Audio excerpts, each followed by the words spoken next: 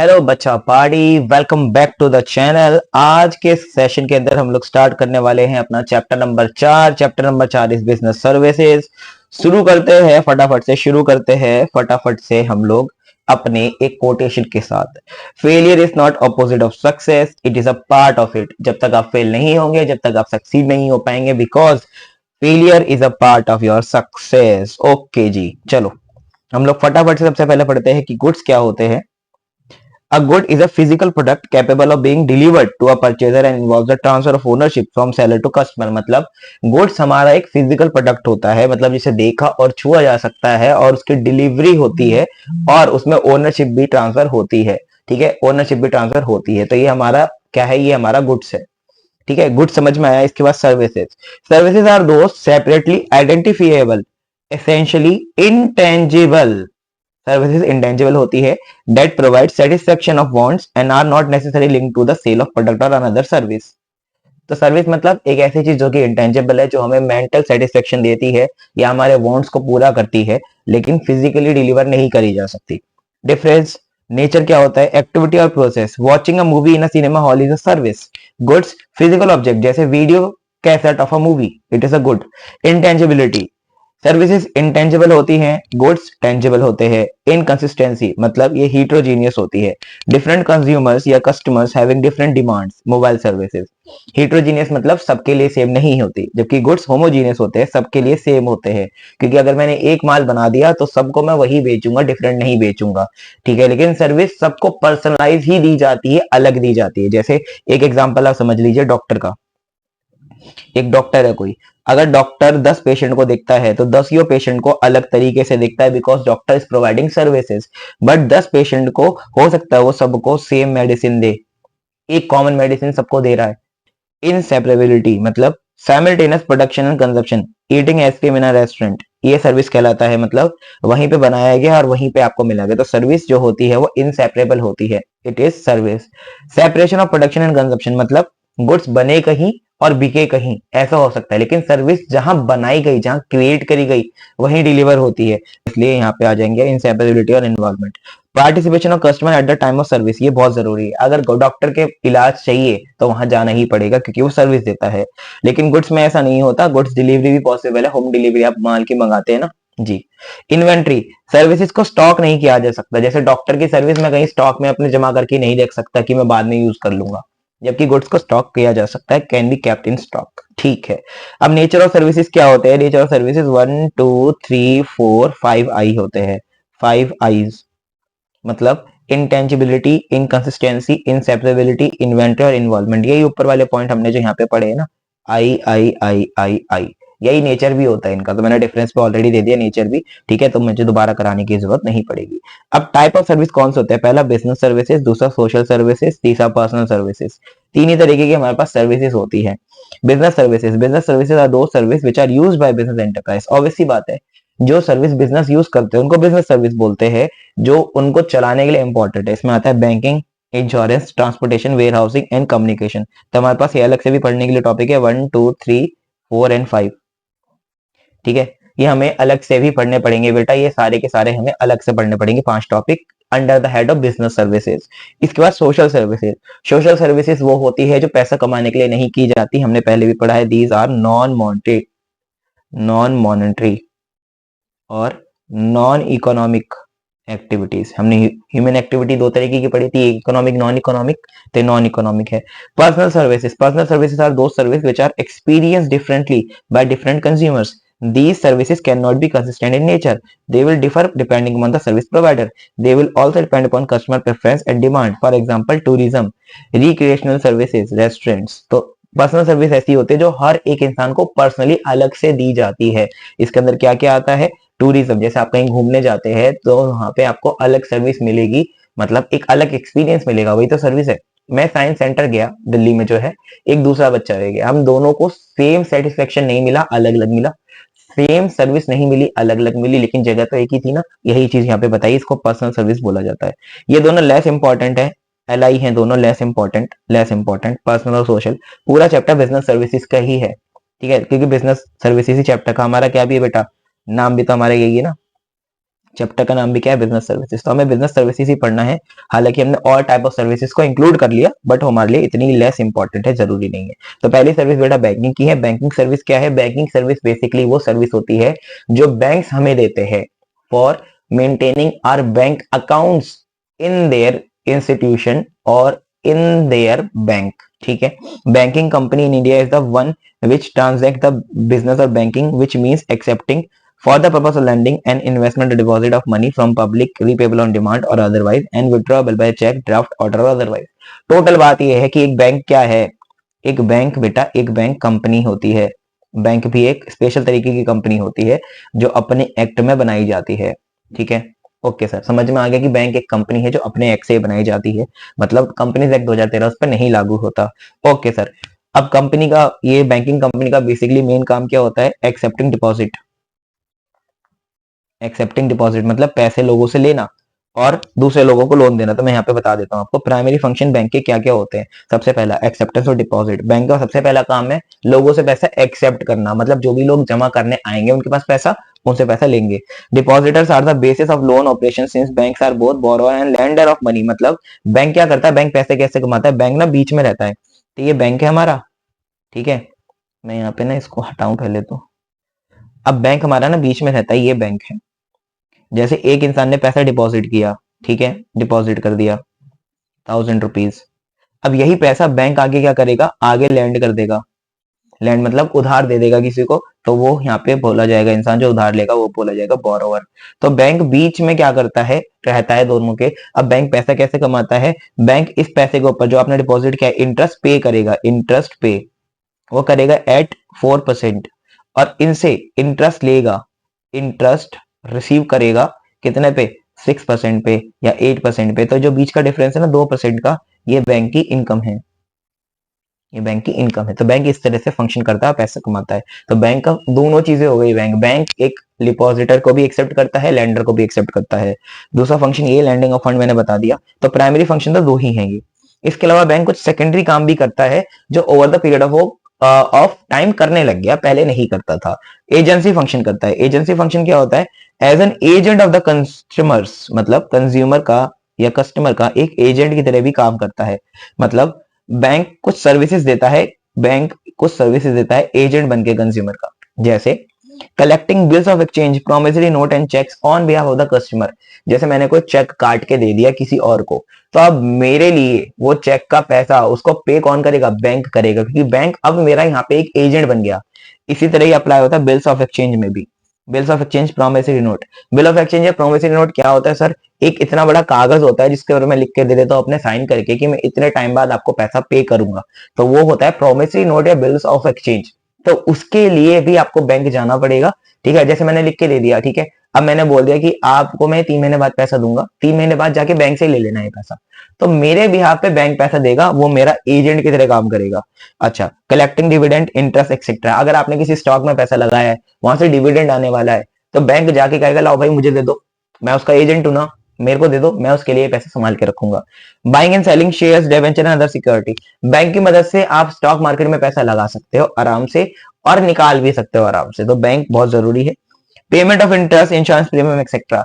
मान लो मैं हर महीने की 1 तारीख को, 1 तारीख को इंश्योरेंस प्रीमियम पे करता हूं अपना और अपनी बीवी और बच्चों का।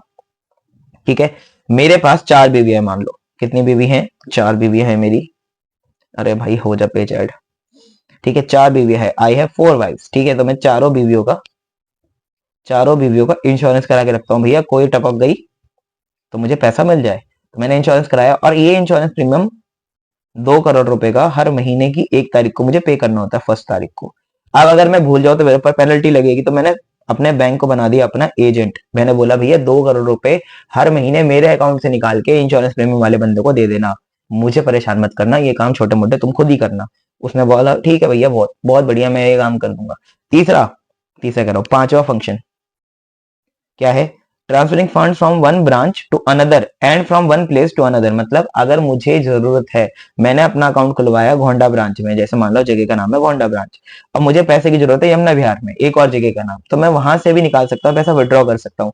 तो बैंक क्या करेगा? बैंक मेरे लिए गोंडा वाली ब्रांच से मेरे पैसे यमुना विहार वाली ब्रांच में ट्रांसफर कर देगा, तभी मैं निकाल पाऊंगा, ऑब्वियस सी बात है, ठीक है।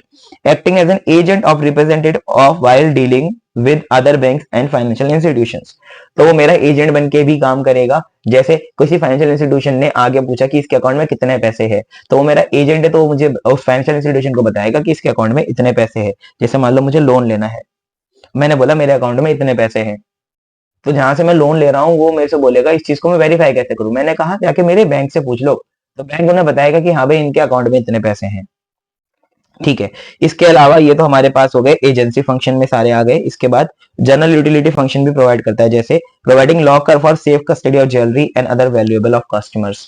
मतलब ये बात आप समझ लेना कि बैंक के अंदर आप अपना गहना वहना भी तो रख सकते हो ना, उसको बोलते हैं लॉकर फैसिलिटी, है ना। जो चोर करते हैं चोरी वो लॉकर में ही करते हैं ज्यादातर।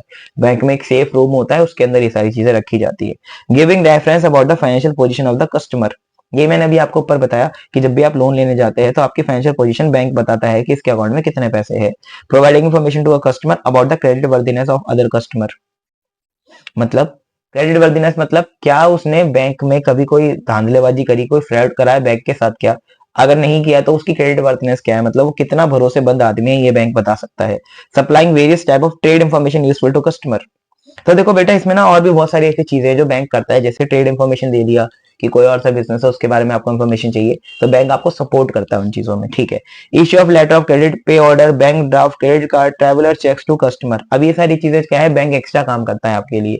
जैसे मान लो आपको किसी और को पेमेंट करना है, तो आप पहले पे ऑर्डर बना के देते थे उसको, ये बैंक से बनता था। जैसे एक डिमांड ड्राफ्ट बनता है, अभी जब बहुत सारे बच्चे जो कॉलेज में एडमिशन आज भी लेते हैं, तो कॉलेज वाले बोलते हैं एक डिमांड ड्राफ्ट बनवा लो, डिमांड ड्राफ्ट बैंक से बनता है आपके, तो आप अपने बैंक में जाके कहोगे कि इतना रुपए का इस कॉलेज के नाम का डिमांड ड्राफ्ट बना दो, तो ये बैंक बना के देगा आपको, आपके लिए जनरल यूटिलिटी फंक्शन में, और आप वहां पे जमा कर दोगे, ठीक है। इसके बाद टाइप ऑफ बैंक अकाउंट कौन कौन से होते हैं, सेविंग, करंट, रिकरिंग डिपॉजिट या आरडी, या चौथा फिक्स डिपॉजिट। तो सेविंग और करंट हटा दो, ये दोनों मिला जुला के कहलाते हैं टाइम डिपॉजिट, ये दोनों मिला जुला के क्या कहलाते हैं, time deposit. Time deposit short term के लिए है तो RD, time deposit long term के लिए है तो FD.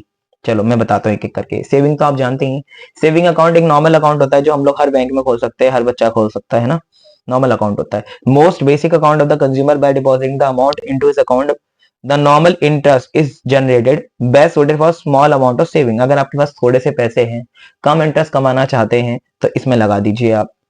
Current account, current account बेटा सिर्फ उनके लिए होता है जो बिजनेस करते हैं, और बिजनेस करने वाले बंदों को इंटरेस्ट नहीं मिलता, तो you must remember this thing, paper में आ सकती है कि करंट अकाउंट के ऊपर आपको ब्याज नहीं मिलता। Advance form of account specially for the businesses having huge transaction in a day, any number of times deposit can be made and withdrawals can be made, no interest is allowed in this account. अब पहले वाले में क्या है ना कि आप पैसा जमा और निकालना एक दिन में कितनी बार कर सकते हो उसकी लिमिट है। अब मैं बिजनेस हूं, ठीक है, मान लो मैंने क्यूआर कोड लगा रखा है, अब क्यूआर कोड मैंने जब लगा रखा है तो उसमें डेली पेमेंट आती, डेली मतलब एक ही दिन में कई बार पेमेंट आती है, जो भी कस्टमर आता है 100 रुपए कर दिए, किसी ने 200 कर दिए, तो मेरी एक दिन के अंदर मान लो 2000 ट्रांजेक्शन हो जाती है। तो अगर मेरा सेविंग अकाउंट होगा ना तो 2000 ट्रांजेक्शन बैंक अलाउ नहीं करेगा मुझे करने के लिए, वो मुझे बोलेगा कि भाई आप करंट अकाउंट में ट्रांसफर कर लो अपने आप को, आप जितनी बार ट्रांजेक्शन करो हमें कोई दिक्कत नहीं है, लेकिन उसमें ब्याज नहीं मिलता करंट अकाउंट में, ये बात ध्यान रखना। रिकरिंग डिपॉजिट क्या होता है कि आप हर महीने एक पैसा, हर महीने एक पैसा, एक पैसा लिख रहा हूं, एवरी मंथ कोई अमाउंट, स्पेसिफाइड अमाउंट आप जमा करते हैं और वो ब्याज मिलता है आपको, इसको बोलते हैं आरडी शॉर्ट में, recurring deposit account, RD. Amount deposit on a regular basis इधर एनुअली और सेमी एनुअली और मंथली और अ फिक्स पीरियड, ठीक है। जैसे मैंने आरडी कराई 5 साल की, अब 5 साल की आरडी में क्या होगा, मैं हर महीने, ज्यादातर ये महीने ही होता है, हर महीने उसमें 500 रुपए जमा करूंगा, तो मैं हर महीने 500 रुपए जमा कर रहा हूँ, जिसका मुझे टोटल पैसा ब्याज के साथ 5 साल बाद मिलेगा। लेकिन इसमें फायदा क्या है कि मुझे इकट्ठा पैसा नहीं जमा करना पड़ रहा, मैं थोड़ा थोड़ा हर महीने सेव कर सकता हूँ, ठीक है। फिक्स डिपॉजिट क्या होता है कि मैंने इकट्ठा पैसा उठा के एक जगह जमा कर दिया। आरडी में ये फायदा होता है कि मैं हर महीने थोड़ा थोड़ा कर सकता हूँ। फिक्स डिपॉजिट के अंदर ये होता है कि आप इकट्ठा पैसा एक बार कर दो, और फिर उस समय जितने समय के लिए करोगे निकाल नहीं सकते, तो ये मिनिमम एफडी मिनिमम 12 महीने की होती है, मतलब 1 साल की होती है। तो जैसे मैंने आज 1 लाख जमा कर दिया, तो मैं 12 महीने के बाद ही ये पैसा विड्रॉ कर सकता हूँ। आरडी में भी सेम टू सेम है, लेकिन आरडी में ये फ्लेक्सिबिलिटी कि मैं हर महीने थोड़ा थोड़ा अमाउंट करूंगा जमा। अच्छा, इसके बाद modes, multiple option deposit account, operating method मतलब combination of saving and fix deposit, मतलब ये फिक्स डिपॉजिट भी है और सेविंग्स भी है। तो ये मोड्स है, मतलब ये पांचवी हमारी जो टाइप है ये मोड है, मतलब it is not a type, it is a combination of two accounts. पहला सेविंग्स, दूसरा फिक्स डिपॉजिट। क्या लिखा हुआ है यहाँ पे? लिखा हुआ है कि आप एक सेविंग अकाउंट खोल लो और स्टैंडिंग इंस्ट्रक्शन दे दो। स्टैंडिंग इंस्ट्रक्शन मतलब आप बैंक को बता दो कि आप कितना कितना पैसा एफडी में एक समय पे जमा करना चाहते हैं, बैंक अपने आप कर देगा। तो मल्टीपल ऑप्शन अकाउंट होता है। इसमें क्या होता है, जैसे मेरे अकाउंट में मतलब 50 लाख है, मैंने बैंक को बोला कि आप ना हर महीने 1 लाख रुपए की, हर महीने बोल रहा हूँ, हर साल 1 लाख रुपए की एफडी कर दिया कीजिए। इसको बोलते हैं स्टैंडिंग इंस्ट्रक्शंस। ये बैंक मेरी बात मानेगा क्योंकि वो मेरा एजेंट है। ओके सर, हमने मोड्स भी समझ लिया, सारा टाइप ऑफ अकाउंट्स हमने समझ लिए। इसके बाद हमारे पास आता है ई बैंकिंग। ई बैंकिंग आप लोगों को बताने की तो जरूरत है ही नहीं। ई बैंकिंग का मतलब होता है इलेक्ट्रॉनिक बैंकिंग, मतलब ऐसी बैंकिंग जो इंटरनेट की सुविधा से करी जाती है। इसके अंदर क्या क्या चीज आता है? इलेक्ट्रॉनिक फंड ट्रांसफर, जैसे इसमें हम लोग क्या करेंगे, हम लोग ईएफटीएस बोलते हैं इसको, जैसे हम लोग इसमें कर रहे हैं ऑनलाइन पेमेंट। क्या कर रहे हैं? Online payment. ठीक है सर। इसके बाद एटीएम, ई बैंकिंग में ही आता है वो, क्योंकि एटीएम भी इलेक्ट्रॉनिक ही चीज है ना, एक इलेक्ट्रॉनिक चीज है, और एटीएम भी इंटरनेट से ही चलता है। इंटरनेट के बिना एटीएम नहीं चल सकता। तो एटीएम तो आप बहुत अच्छे से जानते हैं यार कि एटीएम से पैसा आप कभी भी निकाल सकते हैं। इसके बाद डेबिट कार्ड। डेबिट कार्ड क्या होता है? डेबिट कार्ड आप सभी को पता है कि एक ऐसा कार्ड जिसके ऊपर कुछ नंबर लिखा रहता है, उसको आप स्वाइप कीजिए, उसका एक पिन आपको मिलता है। इससे आप ऑनलाइन भी चीजें खरीद सकते हैं और इसी को लगा के आप एटीएम से पैसा भी निकाल सकते हैं। तो इसलिए ई बैंकिंग का हिस्सा है। लेकिन डेबिट कार्ड में एक बात ये बहुत जरूरी है कि जितना पैसा आपके अकाउंट में है आप उतना ही निकाल सकते हो। तो विड्रॉल जो इसमें होता है, विड्रॉल जो इसमें होता है वो इक्वल टू क्या होता है? Account balance. जितना आपके पास अकाउंट बैलेंस है उतना ही आप विड्रॉ कर सकते हो। क्या सर ऐसा भी हो सकता है कि मैं विड्रॉ अकाउंट में जितना पैसा उससे ज्यादा कर पाऊं? हाँ बेटा, ऐसा भी होता है। ऐसा कहाँ पे होता है? ऐसा होता है क्रेडिट कार्ड में। क्रेडिट कार्ड का मतलब क्या है कि बैंक आपकी इज्जत रखता है। जैसे आपके अकाउंट में 5,000 रुपए है, लेकिन आपने कहीं 6,000 की पेमेंट कर दी, ठीक है, आपको कहीं 6,000 की पेमेंट करनी है, तो बैंक क्या करेगा बेटा? बैंक ये करेगा कि बैंक आपके लिए 1,000 रुपए का जो डिफरेंस है ना, वो आपके ब्याह पे पे कर देगा और फिर आपसे बाद में रिकवर करेगा। इसको बोलते हैं क्रेडिट कार्ड। ये सिर्फ उन कस्टमर्स को मिलता है जिन पे बैंक भरोसा करता है, क्योंकि बैंक इसमें एक तरह से आपको उधार दे रहा है। क्या इसके ऊपर इंटरेस्ट लगता है? नहीं। एक सर्टेन पीरियड तक इसके ऊपर इंटरेस्ट नहीं लगता। एक सर्टेन पीरियड के बाद इसके ऊपर ठोक के ब्याज लगाया जाता है जो नहीं देता। तो बैंक इससे भी कमाई करता है। Bank issues a credit card to those is customer who enjoy good reputation, मतलब जो बढ़िया लोग हैं। This is a sort of overdraft facility. Overdraft मतलब वही short term loan. With the help of this card, the holder can buy goods or obtain services up to a certain amount even without having sufficient deposit in their bank account. ठीक है, पैसा हो या ना हो फिर भी वो चीज वो खरीद सकते हैं, लेकिन इसमें लिमिट होती है। हर एक क्रेडिट कार्ड की लिमिट होती है। इनिशियली कम होती है फिर बढ़ती रहती है। तो इनिशियली कार्ड्स में जो लिमिट होती है 20,000 से शुरू होती है क्रेडिट कार्ड में। ठीक है जी, ओके। इसके बाद टेली बैंकिंग। टेली बैंकिंग क्या होता है? मोबाइल से बैंकिंग हम लोग फोन से कर सकते हैं ना, उसको टेली बैंकिंग बोलते हैं। पहले इंपॉर्टेंट था, अभी तो इंपॉर्टेंट नहीं है। Core banking solution, centralised banking solution. In this system, a customer by opening a bank account in one branch which has CBS facility can operate the same account in all CBS branches of the same bank anywhere across the country। मतलब अगर मान लो मैंने SBI में account खोला है, मैंने SBI में घोंडा वाली ब्रांच में अकाउंट खोला है और घोंडा वाली ब्रांच में सीबीएस है, सेंट्रलाइज सिस्टम है, तो ये जो मैंने गोंडा में खोला था इसने सबको बता दिया, जितनी भी ब्रांचेस है सब में बता दिया और सब में एक तरीके से मेरा अकाउंट खुल गया सारी ब्रांचों में। तो यही अकाउंट, सेम अकाउंट बिना ट्रांसफर कराए मैं कहीं और जाके भी यूज कर सकता हूँ पूरी कंट्री में। दिल्ली में ही नहीं, पूरी कंट्री में कहीं भी, अगर वहां पे सीबीएस है। इसके बाद वेरी वेरी इंपॉर्टेंट अपने पास आ जाएगा NEFT, national electronic fund transfer. ये वेरी इंपॉर्टेंट है। और एक हमारे पास आरटीजीएस, वेरी वेरी इंपॉर्टेंट है। ये दोनों पॉइंट सबसे ज्यादा इंपॉर्टेंट है। इसके अलावा इन पॉइंट में से डेबिट कार्ड और क्रेडिट कार्ड इंपॉर्टेंट है, बाकी चीजें तो आप खुद भी जानते हैं। तो बस डेबिट कार्ड में ये याद रखना है कि उसमें जितना बैलेंस होगा उतना ही निकाल सकते हैं। क्रेडिट कार्ड में ये याद रखना है कि जितना बैलेंस है उससे ज्यादा निकाल सकते हैं, subject to some interest after certain period of time. NEFT क्या होता है? It refers to nationwide system that facilitates individual firms and companies to electronically transfer funds from any branch to any individual firm or company having an account with any other bank branch in the country। Sir ये तो वही बात हुई कि हम लोग पैसे तो ट्रांसफर कर रहे हैं यार यहाँ पे, लेकिन एनईएफटी ज्यादा सिक्योर माना जाता है बेटा, इसमें फेलियर के चांसेस कम होते हैं। दूसरी बात, आज तो हम लोग यूपीआई वगैरह यूज करते हैं, लेकिन एनईएफटी बहुत पुराना एक सिस्टम है जो यूपीआई से भी पहले हुआ करता था। इसमें क्या करते हैं हम लोग, एक जगह से पैसा दूसरी जगह ट्रांसफर करते हैं, इसमें फेलियर के चांसेस कम होते हैं। इसके लिए हमें बैंक जाना पड़ता है, बैंक से ही ट्रांसफर होता है। ठीक है, ओके। इसके बाद आप समझ लीजिए कि इसमें आप किसी भी बैंक से किसी भी बैंक में कर सकते हैं। जैसे मेरे पास बैंक ऑफ बड़ौदा में अकाउंट है तो मैं एनएफटी एनईएफटी एसबीआई में भी करा सकता हूँ, मुझे कोई दिक्कत नहीं है उसमें, पूरी कंट्री में कहीं भी। ये बात याद रखना, NEFT settles the transaction in batches, मतलब मैंने मेरी ट्रांजेक्शन उठा ली, दूसरे की उठा ली, तीसरे की उठा ली, सबको एक साथ लिया और फिर ट्रांसफर किया। एक करके ट्रांसफर नहीं करते, वो बैच बनाते हैं ट्रांसफर का, उसके बाद ट्रांसफर करते हैं। The settlement takes place at particular point of time. For example NEFT settlement takes 6 times a day. ये बहुत इंपॉर्टेंट है, सेटलमेंट 6 बार ही होती है एक दिन में। ड्यूरिंग वीक डेज, ये भी बात आपको ध्यान रखनी है, मतलब संडे एक्सक्लूडेड है, पब्लिक हॉलिडे एक्सक्लूडेड है। तो आपको बैंक जाना पड़ेगा इसके लिए। बैंक जब जब खुलता है जब जब ये काम हो पाएगा, और दिन में सिर्फ 6 बार होगा। तो अगर आपने एनएफटी लगाई, समय के हिसाब से 6 बार ही बटा हुआ है, जब भी आप एनएफटी की रिक्वेस्ट देंगे तो उसके बाद जो स्लॉट आएगा बैंक का, उसमें आपको ये सुविधा मिलेगी ट्रांसफर होने की। इमीडिएट ट्रांसफर नहीं होता।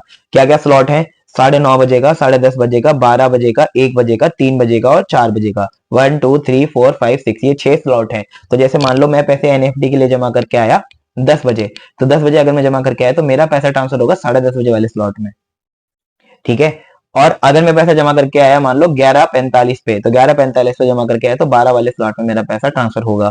समझ में आ रही है आपको बात? ये 6 स्लॉट की टाइमिंग आपको ध्यान रखनी है, पेपर में एमसीक्यू में पूछी जा सकती है। अच्छा, ये तो वर्क डे है, मतलब मंडे टू फ्राइडे तो ये वाला टाइम रहता है, मंडे टू फ्राइडे। अब सैटरडे को स्पेशल टाइम है। सैटरडे को ओनली 3 टाइम्स होता है, सैटरडे को 3 ही बार होता है बस, 9:30 बजे, 10:30 बजे और 12 बजे। मतलब सैटरडे को 12 बजे तक, फ्राइडे तक, मतलब मंडे से फ्राइडे आप कर सकते हैं 4 बजे तक। तो एनईएफटी अगर आपको कराने जाना है, शनिवार वाले दिन तो ज्यादातर बैंक बंद रहते हैं, सेकंड सैटरडे भी बंद रहते हैं और लास्ट सैटरडे भी बंद रहते हैं बहुत सारे बैंक, तो उस दिन तो होगा ही नहीं। लेकिन अगर कोई बैंक सैटरडे को खुला हुआ है तो वो 3 बार करेगा बस, जैसे नॉर्मली 6 बार होता है तो उसका आधा करेगा ओनली। ठीक है सर, समझ में आ गया। आपको ये बात याद रखनी है, जब भी आप अपना दे के आओगे रिक्वेस्ट, उसके अगले स्लॉट में होगा। अगर मैं नेट 9:30 बजे दे दूं तो भी बेटा मेरा 10:30 बजे होगा फिर काम, क्योंकि बेटा 9:30 बजे से पहले वाली रिक्वेस्ट अब ट्रांसफर होंगी। तो आपको एग्जैक्ट नहीं देना, उसके थोड़ा समय पहले तो दो, वो भी इंसान है। अगर आप आधा घंटा पहले देते हो तो ही जाके मेरे ख्याल से उसमें स्लॉट में आपका नंबर लगेगा। अच्छा, अब एनईएफटी बढ़िया नहीं था। क्यों नहीं था? क्योंकि एनएफटी में ना बैचेस हुआ करते थे, कि आपका बैच आएगा जब आपको ट्रांसफर करना पड़ेगा, एक पर्टिकुलर समय के बाद वो ट्रांसफर नहीं होगा। और यहाँ पे लेकिन एक बात अच्छी थी कि यहाँ पे कोई भी लिमिट नहीं थी ट्रांसफर पे, कि आप कितने रुपए भी ट्रांसफर कर सकते हो, कितने मिनिमम भी, कितने भी मैक्सिमम भी, ठीक है। लेकिन आपको एक बात याद रखनी है, इससे बेहतर एक चीज और आई, आरटीजीएस। एनईएफटी से बेहतर एक चीज आई, आरटीजीएस। आरटीजीएस क्यों आई बेटा? आरटीजीएस इसलिए आई ताकि एनईएफटी के नुकसानों को खत्म किया जा सके। आपने बोला बैचेस में होते हैं, हमने वो चीज खत्म कर दी। तो एनईएफटी भी बिल्कुल सेम टू सेम वही है, एनईएफटी सॉरी आरटीजीएस भी बिल्कुल वही है एनईएफटी की तरह। लेकिन आरटीजीएस की फुल फॉर्म क्या है? Real time gross settlement. ये वेरी वेरी इंपॉर्टेंट है बेटा, एमसीक्यू में पूछा जाता है। रियल टाइम ग्रॉस सेटलमेंट क्या है, आरटीजीएस क्या है? इसमें भी फंड ही ट्रांसफर कर रहे हैं हम लोग, लेकिन इसमें सेटलमेंट का जो टाइम है वो बहुत बढ़िया है। The RTGS service for customer is available from 9 AM to 3 PM, मतलब कोई स्लॉट नहीं है, जब जाओ जब भी आप आरटीजीएस मरवा दो, वो ट्रांसफर हो जाएगा इमीडिएट बेसिस पे, एक्चुअल बेसिस पे होता है ये ट्रांसफर। एनईएफटी एक्चुअल बेसिस पे नहीं होता, उसके अंदर आपको स्लॉट का इंतजार करना पड़ता है। मंडे टू फ्राइडे 9 से 3 और Saturday 9 AM to 12 noon on Saturdays. तो सैटरडे वाले दिन इसमें भी 9 से 12 का समय है, उसमें 9 से 3 का समय है फ्राइडे। लेकिन सर ये बात आपको याद रखनी है कि ऊपर स्लॉटिंग थी, यहाँ पे स्लॉटिंग नहीं है, पूरे दिन कभी भी करा सकते हो इमीडिएट बेसिस पे। लेकिन बेटा यहाँ पे एक लिमिट इन्होंने इम्पोज कर दी कि लार्ज फंड्स के लिए है, जो 2 लाख से ज्यादा हो। अगर 2 लाख से कम रुपए हैं तो एनईएफटी ही कराना पड़ेगा। ऐसी केस स्टडी बनती है आपके पेपर में कि एक बंदा है, मिस्टर कोई भी एक्स है, उसको पैसे ट्रांसफर करने हैं जल्दी से जल्दी, ठीक है, और आज सैटरडे है, तो सबसे पहले तो हमें ये बताओ कि अगर उसे मान लो 1 लाख रुपए ट्रांसफर करने हैं तो उसे कौन सा मेथड चुनना चाहिए? चुनना क्या चाहिए? आरटीजीएस कर ही नहीं सकता, एनईएफटी करेगा, तो एनईएफटी इसका आंसर है। लेकिन अगर उसके पास 3 लाख रुपए होते तो बेटा फिर तो वो आरटीजीएस भी करा सकता है। तो केस स्टडी में ही आपको बताना पड़ेगा कि कौन सा उसके लिए बेहतर है, वो अकॉर्डिंग टू द पैसा तय होता है। इसके बाद बेनिफिट ऑफ ई बैंकिंग, आप जानते हैं कि ई बैंकिंग से कन्वीनियंस हमारा इजी हो जाता है। E banking facilitate digital payment and promotes transparency. Transparency भी होती है ना, पैसे यहाँ से भेजा उसको मिल गया, कोई झंझट ही नहीं कंफ्यूजन का कि आपने भेजा कि नहीं भेजा, उसके पास भी रसीद, मेरे पास भी रसीद। इसके बाद इंटरनेट बैंकिंग से भी हमें बहुत फायदा मिलता है, हम कहीं पे भी अपनी बैंकिंग को एक्सेस कर सकते हैं। लोअर ऑपरेटिंग कॉस्ट, अगर आप समझिए कि सारे बैंकों ने आजकल आपने देखा भी होगा ई पासबुक ले आके आए हैं। ई पासबुक क्या होता है कि अब जो भी अकाउंट खुलवाते हैं ना, उसको फिजिकल पासबुक नहीं मिलती, पासबुक सब बच्चे जानते ही होंगे ना, एक कॉपी जिसके अंदर आपकी एंट्रीज लिखी जाती हैं कि आपके अकाउंट में कितना पैसा है, कितना निकाला, कितना डाला, उसके अंदर सारी एंट्री होती हैं। अब ई पासबुक क्या होती है, अब फिजिकल पासबुक नहीं मिलती, आपके फोन में ही पासबुक है, तो आप उसी से सारा काम कर सकते हैं, एंट्री वेंट्री भी। ठीक है, digital payment very very important है हमारे लिए और बहुत इजी भी है। आप जानते हैं डिजिटल पेमेंट क्या होता है, डिजिटल पेमेंट के अंदर क्या क्या आ जाता है, AEPS, banking card, USSD, e wallet, UPI, QR code, internet banking, mobile banking. मैं एक एक करके बताता हूँ। बैंकिंग कार्ड वही डेबिट या क्रेडिट कार्ड से आप ऑनलाइन जाएंगे, कुछ भी शॉपिंग कर सकते हैं, वहां कार्ड का ऑप्शन होता है, कार्ड पेमेंट का। ठीक है, आधार, एईपीएस क्या होता है, एईपीएस मतलब आप आधार कार्ड का नंबर डाल के अपना जो बैंक अकाउंट से लिंक है 10,000 रुपए तक विड्रॉ कर सकते हैं आधार सेवा केंद्र से। Okay sir. यूएसएसडी क्या होता है, यूएसएसडी मतलब अनस्ट्रक्चर्ड सप्लीमेंट्री सर्विस डेटा। सुनने में तो आपको लग रहा हो क्या ही है, लेकिन आपको पता होना चाहिए कि आप हैशटैग लगा के एक फोन में नंबर डायल करेंगे ना, यूएसएसडी कोड्स होते हैं, तो उससे भी आप ट्रांसफर कर सकते हैं पैसा एक जगह से दूसरी जगह। बस इसके अंदर ना ऑप्शंस आते हैं बहुत सारे, जब आप वो बैंक आपको नंबर देगा, हर बैंक का अलग होता है यूएसएसडी कोड, वो आपको देगा, आप उसको डालोगे, फिर आप पैसा ट्रांसफर कर सकते हो, उसमें बहुत सारे ऑप्शन आ जाएंगे। ठीक है, चलो। इसके बाद ई वॉलेट, जैसे पेटीएम है, फोन पे है, तो आप वो भी यूज कर सकते हो। अब वॉलेट में क्या होता है कि पहले आप बैंक से पैसा वॉलेट में डालोगे, बैंक से पैसा वॉलेट में डालोगे, फिर वॉलेट से पेमेंट हर जगह होगी। लेकिन यूपीआई में क्या होता है, आप सीधा बैंक से पेमेंट कर सकते हो। ठीक है, क्यूआर कोड आपको पता होगा, क्यूआर कोड ऐसा होता है जिसमें ऐसा डिजाइन बना रहता है, ऐसे ऐसे करके कुछ, उसको आप स्कैन करके पेमेंट कर सकते हो। इंटरनेट बैंकिंग आप जानते हैं, जिसमें आपको लॉगिन आईडी और पासवर्ड मिलता है, आप बैंक के पोर्टल पे जाके एक्सेस करते हो और वहां से जाके अपनी बैंकिंग एक्सेस कर सकते हो। मोबाइल बैंकिंग मतलब मोबाइल में एक ऐप होगा, उससे आप एक्सेस कर सकते हो पूरा का पूरा। सर समझ में आ गया, बहुत अच्छी तरह से आपने बैंकिंग समझाया हमको, बैंकिंग पूरी सर्विस हमको समझ में आ गई, पूरी बैंकिंग हमने तोड़ के रख दी यहाँ पे। ठीक है, इसके बाद हमारे पास अगली बिजनेस सर्विस कौन सी है, अगली बेटा बिजनेस सर्विस अपने पास है इंश्योरेंस। इंश्योरेंस बैंकिंग भी इसी में था, लेकिन इसमें नंबरिंग गलत है, सेकंड होना चाहिए इंश्योरेंस, बट कोई बात नहीं बेटा। Insurance very very very very very very कितने वेरी लगाऊं, इंश्योरेंस सर्विस जो है वो इस चैप्टर की जान है। इस चैप्टर में जो आपको समय ज्यादा लगाना है वो इंश्योरेंस सर्विस में ही लगाना है। इंश्योरेंस क्या होता है, insurance is a contract. Insurance क्या होता है, कॉन्ट्रैक्ट होता है। कॉन्ट्रैक्ट क्या होता है सर, एक वादा, एक वादा जो कि लीगल है,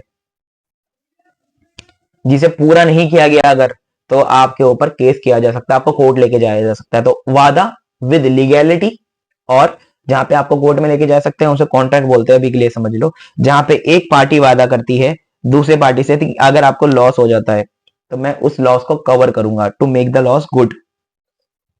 to make the loss good का मतलब हो गया कि अगर आपको लॉस हो जाता है तो मैं उस चीज को कवर करूंगा, मेरी जिम्मेदारी है। जैसे मान लो मैंने किसी को बोला कि आप मुझे आज वादा करो कि अगर जो मैं आपसे सामान लेके जा रहा हूँ, मोबाइल लेके जा रहा हूँ, अगर इसमें कुछ भी होता है तो आप इसके जिम्मेदार हो गए और इसे ठीक करके दोगे। उसने बोला हाँ कोई बात नहीं, और इसको बोला जाता है वारंटी, है ना, आपको पता है ना ये बात, हाँ सर वारंटी, जी सर। तो ऐसा ही मिलता जुलता वादा हम लोग यहाँ पे इंश्योरेंस में भी करते हैं।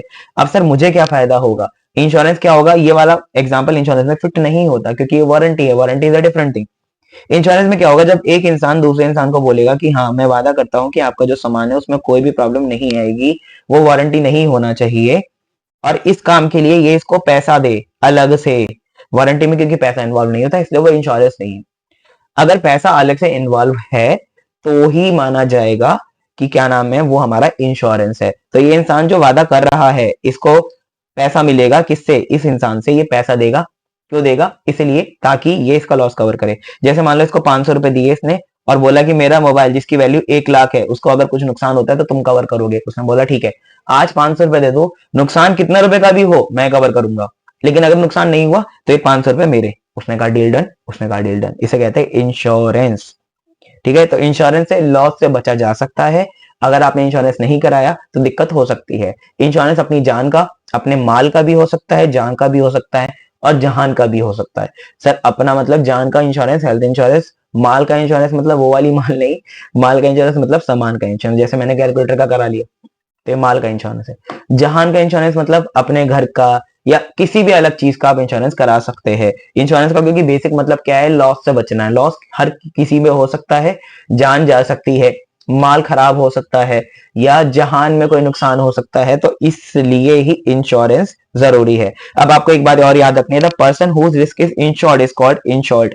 मतलब जिस इंसान का लॉस कवर होगा उसको इंश्योर्ड बोला जाएगा, जो कवरेज देगा उसको इंश्योरर बोला जाएगा। क्या बोला जाएगा? Insurer.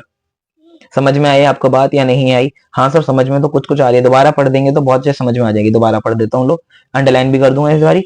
The person whose risk is insured is called insured. Sir ये तो दो दो बार बोल रहे हो, क्या है बात? यह है बेटा, जिसका इंश्योरेंस हुआ है उसे इंश्योर्ड बोला जाएगा। जैसे यहाँ पे मैं एग्जांपल देता हूँ, मिस्टर ए और मिस्टर बी हैं।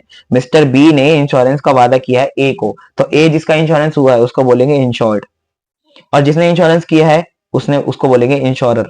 मतलब जिसने वादा किया है कि आपका लॉस मैं बढ़िया करूंगा। अब जो कॉन्ट्रैक्ट इन्होंने बनाया है उसको बोलेंगे पॉलिसी, उसको बोलेंगे पॉलिसी, क्योंकि कॉन्ट्रैक्ट बताया ना अभी ऊपर, तो उस कॉन्ट्रैक्ट का नाम है पॉलिसी। ठीक है। और जितने रुपए का लॉस अगर आप कवर करना चाहते हैं उसको बोलेंगे सम अश्योर्ड। मैं आपको एक और एग्जांपल से समझाता हूँ। मिस्टर ए और मिस्टर बी हैं। अब मिस्टर ए हमारे इंश्योर्ड हैं, जिनको इंश्योरेंस पॉलिसी लेनी है।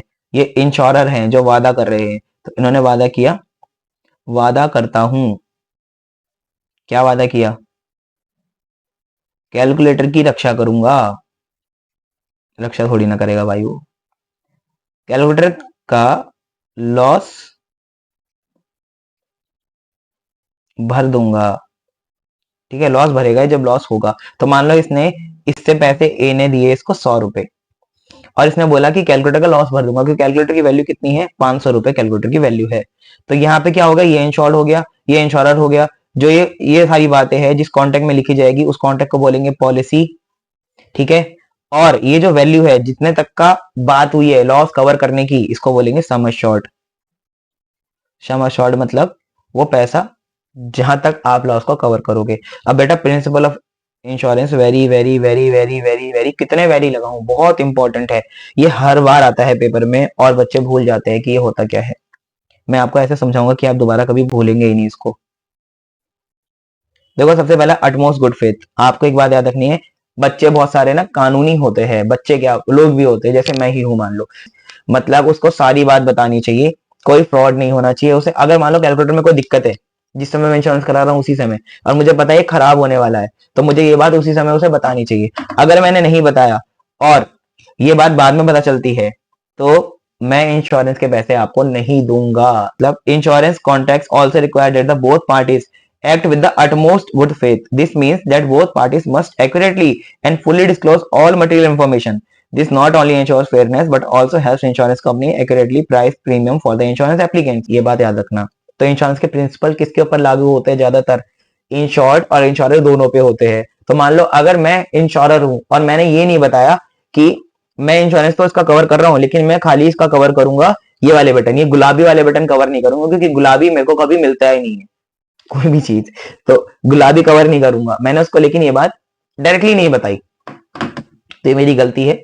आपको बताना चाहिए था। अगर आपने नहीं बताया तो आपने अटमोस्ट गुड फेथ का पालन नहीं किया।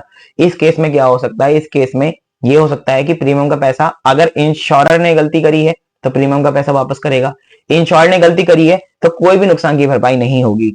इंश्योरेबल इंटरेस्ट, आप जिस भी चीज का इंश्योरेंस करा रहे हैं वो इंश्योरेंस कराने लायक होनी चाहिए और उसमें आपका इंटरेस्ट होना चाहिए, मतलब आपका कुछ मतलब तो हो भाई। जैसे the insurable interest principle requires that one owner of a particular insurance policy have an ownership interest in the particular subject matter of the insurance policy. The absence of insurable interest can make the insurance policy in an question null and void. मतलब मान लो मैंने क्या किया, मैंने पड़ोसन के कुत्ते का इंश्योरेंस करा दिया। अरे भाई पड़ोसन के कुत्ते का इंश्योरेंस, अभी ये क्या बात होती है यार, उसका कोई इंश्योरेबल इंटरेस्ट भी तो होना चाहिए। मतलब उसके मर जाने से मुझे कोई लॉस होना चाहिए। पड़ोसन का कुत्ता मर जाएगा तो मुझे क्या लॉस होगा यार? समझ रहे हो मेरी बात को? तो अगर बाद में पता चलता है कि वो पड़ोसन का कुत्ता था, पहले तो इंश्योरेंस हो जाएगा। इंश्योरेंस करते समय कोई जान पहचान और पूछताछ नहीं होती, लेकिन जब इंश्योरेंस के पैसे देने का समय आता है तो इंश्योरेंस कंपनी घर तक में घुस जाती है। तो उस समय अगर पता चला इंश्योरेबल इंटरेस्ट नहीं था तो आपको कोई पैसा नहीं मिलेगा। इंडेमनिटी, इंडेमनिटी का मतलब क्या है? Principal of indemnity very very important है बेटा, ये अकेला प्रिंसिपल ऐसा है जो बहुत ज्यादा इंपॉर्टेंट है बाकियों से।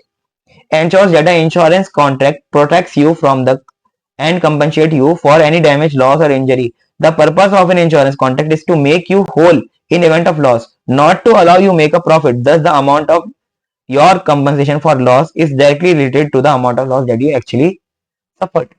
मान लो मैंने अभी एग्जांपल दिया था कैलकुलेटर का, अब मान लो इसमें नुकसान हो गया, ये गिर गया टूट गया थोड़ा बहुत, इंश्योरेंस में तो कवर था ही, लेकिन मैंने देखा कि यार अभी भी वर्किंग है टूटने के बाद, तो मुझे पता चला कि इंश्योरेंस कंपनी वाले ने सिर्फ रिपेयरिंग के पैसे देंगे, नया खरीदने के पैसे नहीं देंगे, क्योंकि उनको तो लॉस ही आपका गुड करना है ना।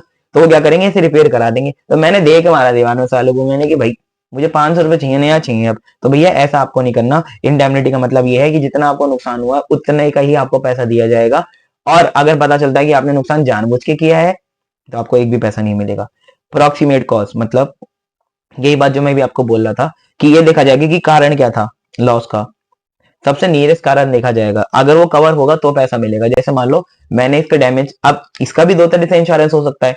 एक तो नेचुरली खराब हो जाए चलना, मदरबोर्ड में कुछ हो जाए, या फिजिकल डैमेज। तो दो तरीके के हैं, जैसे मैं यहाँ पे बताता हूँ। मान लो मैंने कैलकुलेटर है और मेरा कैलकुलेटर, यार कैलकुलेटर ऐसा है, ठीक है, ये इसके बटन है। अब इसमें या तो फिजिकल डैमेज हो सकता है गिर के, और या तो इसका टेक्निकल डैमेज हो सकता है, या अंदर से ही खराब हो जाए, इसकी बैटरी या कुछ खराब हो जाए। तो अगर मान लो मैंने इसमें कवर किया केवल टेक्निकल, मैंने बोला आपको कि अगर टेक्निकली ये खराब हो जाता है, इसमें कुछ अंदर बैटरी खराब हो जाती है, इसका बोर्ड खराब हो जाता है, तो मैं आपको नया ला के दे दूंगा। मैंने फिजिकल डैमेज कवर करने का वादा आपसे नहीं किया।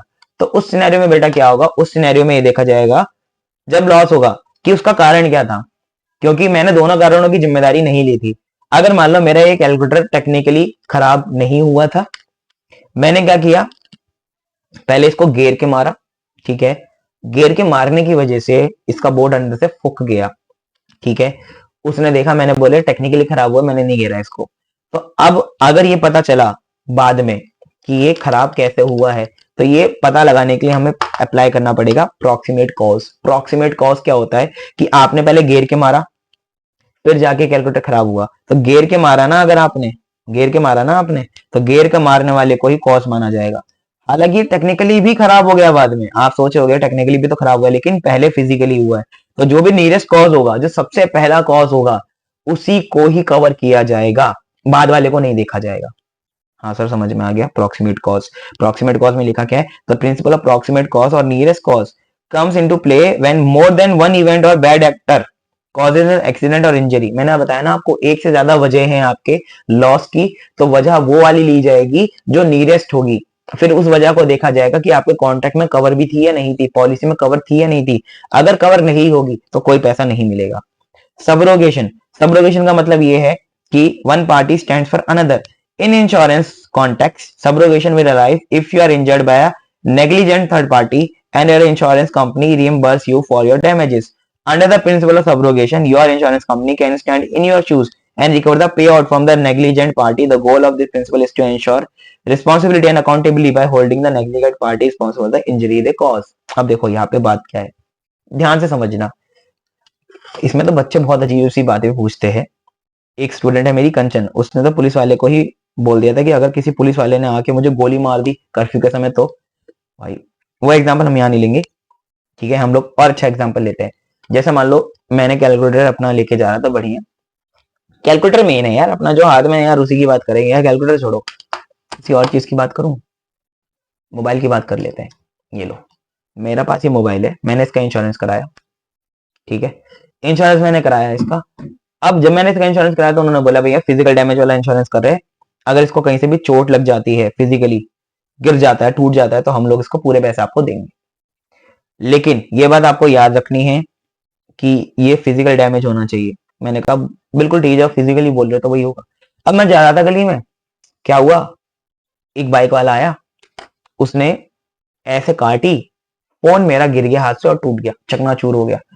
अब यहाँ पे देखो दो बातें हैं, गलती मेरी नहीं थी, गलती मेरी नहीं थी क्या भाई गलती मेरी नहीं थी, क्या पहना था, कहाँ गई थी गलती यहाँ पे मेरी नहीं थी, ठीक है, गलती मेरी नहीं थी, लेकिन बाइक सवार ने अपनी लापरवाही की वजह से मेरा नुकसान कर दिया, लापरवाही की वजह से मेरा नुकसान कर दिया।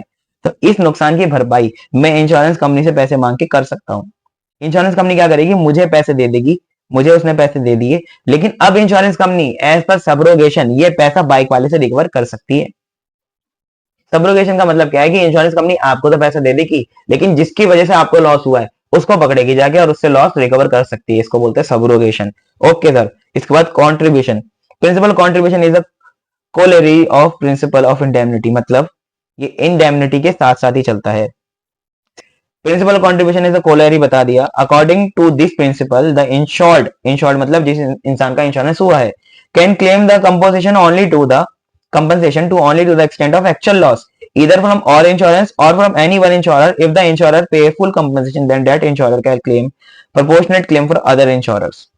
कि अगर मान लो मैंने एक ही कैलकुलेटर का मल्टीपल जगहों से इंश्योरेंस लिया हुआ है, एक कंपनी, दो कंपनी, तीन कंपनी और चार कंपनी, तो मुझे यार जब लॉस हुआ तो मान लो मैंने चारों के पास क्लेम डाल दिया। मैंने सोचा मैं चारों से क्लेम मांग लूंगा, सबसे मुझे 500 रुपए मिलेंगे, तो 500 मल्टीप्लाई बाय 4, मेरे पास 2000 आ जाएंगे, बल्ले बल्ले हो जाएगी। प्रिंसिपल कंट्रीब्यूशन ये भी बोलता है, देखो इंडेमनिटी और कंट्रीब्यूशन दोनों मिला के पढ़ा रहा हूँ, ध्यान से समझना। इंडेमनिटी यही बोलता है जो मैंने आपके ऊपर बताया कि आपको 60% तक का ही पैसे का रिकवरी होगा जितना आपको लॉस हुआ है। अब कंट्रीब्यूशन ये बात बोलता है कि अगर आपने 4 जगहों से इंश्योरेंस पॉलिसी ले रखी है तो आपको केवल केवल जितना पैसा मैक्सिमम मिलना चाहिए कैलकुलेटर का उतना ही मिलेगा, चाहे आप चारों से थोड़ा थोड़ा ले लो, चाहे एक ही जने से ले लो, बाकी 3 से नहीं मिलेगा। फिर सर ये क्या बात हुई, आप तो बेवकूफी कर रहे हो ना अगर आप एक ही चीज का इंश्योरेंस 4 जगहों से ले रहे हो। मैंने बताया इंश्योरेंस लेते समय आपका कोई भी चेकिंग नहीं होता, तो ये नहीं पूछा जाएगा आपने पहले भी इंश्योरेंस लिया ही नहीं लिया, तो आपको इंश्योरेंस मिल जाएगा 4 जगहों से भी एक ही चीज का। लेकिन जब आप क्लेम मारोगे ना उसके ऊपर तो वो बोलेंगे कि कहीं से आप और भी क्लेम ले रहे हो, तो आपको बताना पड़ेगा यस। अगर नहीं भी बताओगे तो वो आपस में दोस्त होते हैं, उनको पता होता है, ठीक है। तो जब आप क्लेम करोगे 2000 का तो 2000 नहीं मिलेंगे आपको, 500 ही मिलेंगे। ये 500 रुपए आपको चारों जने मिलके इक्वली देंगे क्योंकि आपने 4 जगहों से पॉलिसी ली है। तो 500 डिवाइड बाय 4, 125 रुपए चारों जने आपको मिलके देंगे। या तो आप उनसे ये बोल सकते हो कि भैया मुझे 3 से पैसे नहीं लेने, मैं खाली एक से ही 500 रुपए लेना चाहता हूँ। ये भी कॉन्ट्रीब्यूशन का प्रिंसिपल हमें बोलता है। Mitigation. As the owner of insurance policy, you have to obligation to take necessary steps to minimize the loss of your insured property. अब मान लो मेरे घर में लग गई आग, मैंने घर का करा रखा था इंश्योरेंस, अब मैंने आग नहीं बुझाई, मैं ऐसे खड़ा हुआ हूँ, मैंने कहा भैया लगने दो आपको, मेरा तो इंश्योरेंस हो रखा है, मुझे तो सारा का सारा पैसा इंश्योरेंस में मिल जाएगा। तो ये मिटिगेशन का उल्लंघन है, आपको एक भी पैसा नहीं मिलेगा। आपको जो भी लॉस होता है बेटा, आपको उस लॉस को जितना बचा सकते हो उतना बचाना है, आपको मिटिगेट करना है, मतलब उसको रोकना है। पानी डालो, रोको तो सही, आग थोड़ी तो कम करो। अगर आपने मिटिगेशन नहीं किया तो आपको पैसा भाई कम मिलेगा, पता चल गया अगर कंपनी तो। अब कितने तरीके के इंश्योरेंस हो सकते हैं बेटा ये भी देख लेते हैं, थोड़ा सा पानी पी लें फिर हम लोग टाइप्स ऑफ इंश्योरेंस देखते हैं।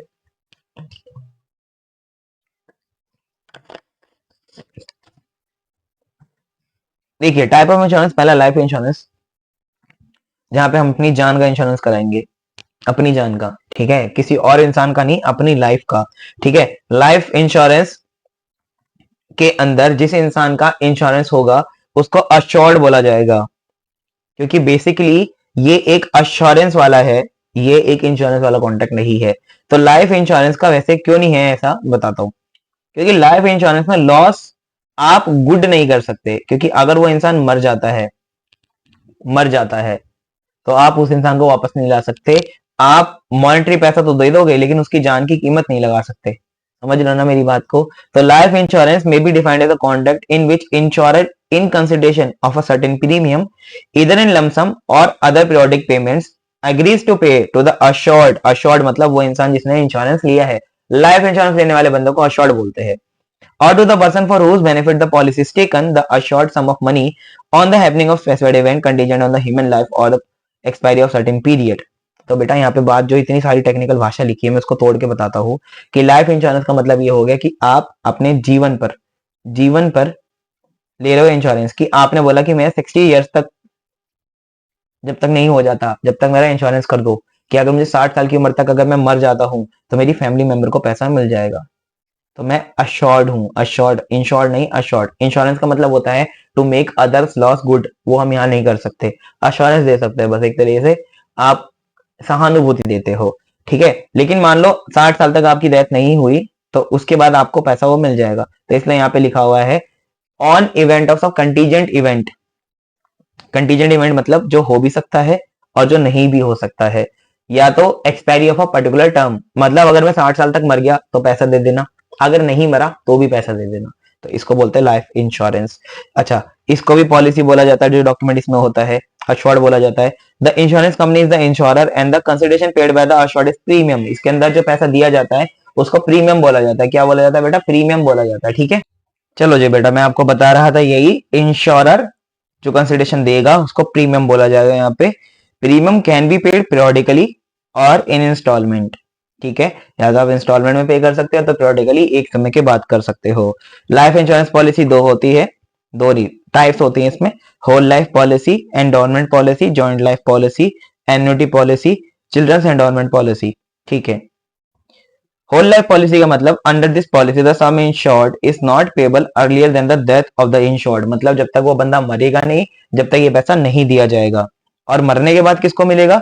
जो भी पर्सन का जान पहचान वाला जो नाम लिखवा के गया होगा, हेयर जिसको बोलते हैं हम लोग, उसका डिसेंडेंट जो भी होगा उसका।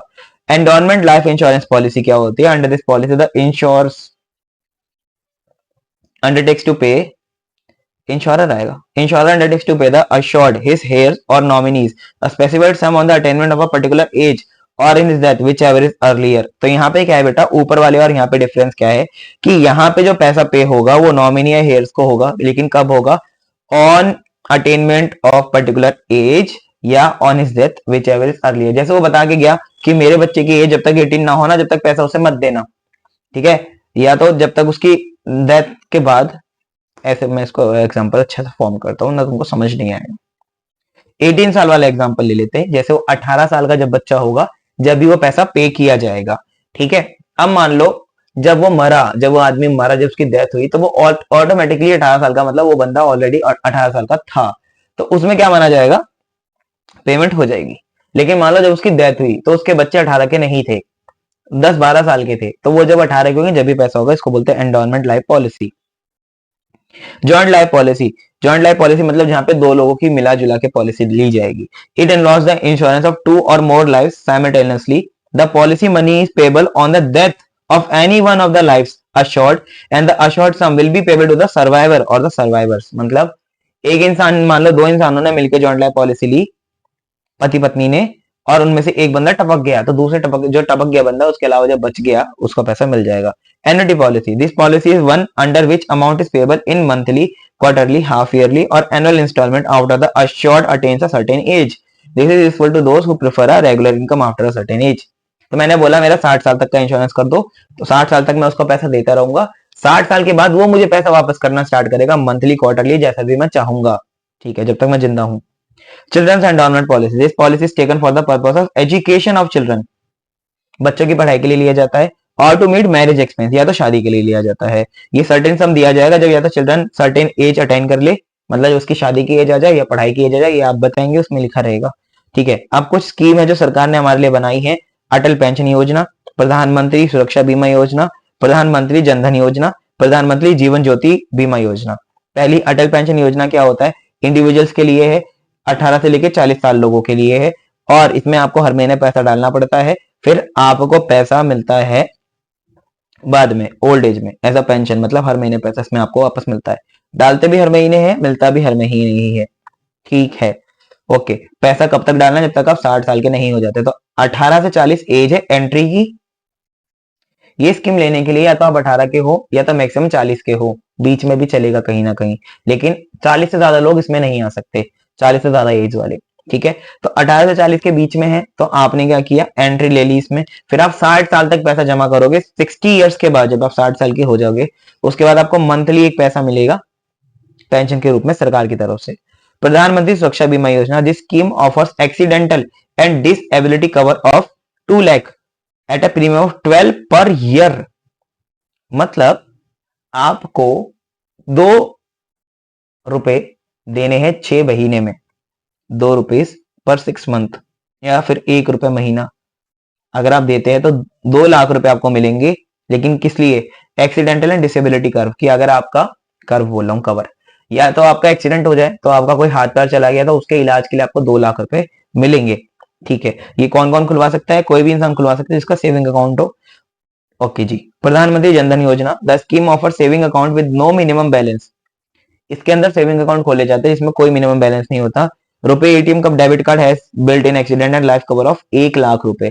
तो इस अकाउंट में, प्रधानमंत्री जनधन योजना में, साथ साथ आपको 1 लाख रुपए का कवर फ्री मिलता है, और 30,000 रुपए रिस्पेक्टिवली, मतलब 1 लाख रुपए का आपको कवर मिलेगा एक्सीडेंट का, और लाइफ कवर मिलेगा आपको 30,000 रुपए का। ठीक है। The scheme suitable for economically weaker sections of the society. Jan Dhan योजना में जब आप अकाउंट खुलवाते हैं तो आपको ये फ्री मिलेगा। प्रधानमंत्री जीवन Jyoti Bima Yojana, the scheme offers a protection term insurance cover of 2 lakh rupees to the dependence of the policy holder in the event of his or her death. तो ये मरने पे ही मिलेगा। कितना रुपए मिलेगा? 2 लाख रुपए मिलेगा। प्रीमियम 330 रुपए पर ईयर जाता है। 18 से 70 साल के बंदे इसे ले सकते हैं जिनका सेविंग अकाउंट हो, बस यही है। तो हमारे पास ये 4 स्कीम है जो गवर्नमेंट के द्वारा है। इसके अलावा और कौन से इंश्योरेंस होते हैं जो जनरल कैटेगरी में आते हैं? Fire insurance. Fire insurance is a contract whereby the insurer in consideration of the premium paid undertakes to make good any loss or damage caused by fire during a specified period up to the amount specified in the policy। मतलब आग लगने से कोई भी नुकसान होगा तो इसमें कवर होगा। ठीक है। इसके भी फीचर वही सेम है, इंश्योरेंस वाले फीचर है बिल्कुल। मरीन इंश्योरेंस जो पानी के लिए होगा, पानी वाला नुकसान जो होगा, अगर आपकी शिप वगैरह है तो वहां पे मरीन इंश्योरेंस वाला इंश्योरेंस है ये। ठीक है। मतलब मरीन मतलब समंदर होता है ना। Okay okay. अदर इंश्योरेंस इसके अलावा हो सकता है मोटर व्हीकल इंश्योरेंस, गाड़ी का इंश्योरेंस, बाइक का इंश्योरेंस। बर्गलरी इंश्योरेंस क्या होता है? चोरी का इंश्योरेंस होता है। Falls under the classification of insurance of property. ये प्रॉपर्टी के इंश्योरेंस की क्लासिफिकेशन में आता है। एमसीक्यू में आया था, बता देना। In case of burglary policy, the loss or damages of household goods, properties, and personal effects to the theft, larceny, burglary, house breaking, and acts of such nature are covered। मतलब चोरी किसी भी तरीके की हो इसमें कवर है। The actual loss is compensating। जो भी लॉस आपको होगा उसकी भरपाई कंपनी आपको करेगी। ठीक है। इसमें प्रिंसिपल वही सारे लगते हैं। कैटल इंश्योरेंस, कैटल इंश्योरेंस मतलब एक बच्चा जो होता है गाय का उसको कैटल बोला जाता है। उसका इंश्योरेंस बेसिकली क्यों कराया जाता है? अगर वो मर जाए है ना, कुछ हो जाए उसको, तो इसलिए कराया जाता है सो डेट आपकी गाय दूध देती रहे। ठीक है। इसलिए इंश्योरेंस किया जाता है। आपको पैसे मिल जाएंगे अगर वो मर जाता है तो। A contract of cattle insurance is a contract whereby a sum of money is secured to the assured in event of death of animals like bulls, buffaloes, cows and heifers। जो भी जानवर होगा सारे कवर है इसमें। उन सबके बच्चों को कवर बेसिकली किया जाता है।